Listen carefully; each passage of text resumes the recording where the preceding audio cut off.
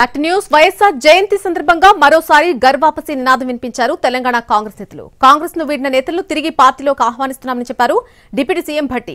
ఆయన వ్యాఖ్యలను సంబంధించిన రేవంత్ రెడ్డి అందరం కలిసి రాహుల్ ను ప్రధాని చేద్దామని పిలుపునిచ్చారు. కాంగ్రెస్ పార్టీకి దూరంగా వెళ్ళినటువంటి నాయకులు కానీ మిగతా వాళ్ళు కానీ ఈరోజు పెద్ద ఎత్తున కాంగ్రెస్ పార్టీ ప్రభుత్వం చేస్తున్న కార్యక్రమాలు నమ్మి భారీ ఎత్తున ఈరోజు కాంగ్రెస్ పార్టీలో చేరికలు జరుగుతూ ఉన్నాయి. ఇదే ఈ రాష్ట్ర ప్రభుత్వం బాగా చేస్తుందని చెప్పడానికి సూచకులుగా కూడా నేను మీ అందరి ముందు దృష్టికి తీసుకొని వస్తా ఉన్నాను. ఈ దేశానికి రాహుల్ గాంధీ గారిని ప్రధానమంత్రిని చెయ్యడమే నా బాధ్యత, నా లక్ష్యం అని చెప్పి రెండవసారి వారు ముఖ్యమంత్రిగా బాధ్యతలు చేపట్టిన తర్వాత వారు ప్రకటించారు.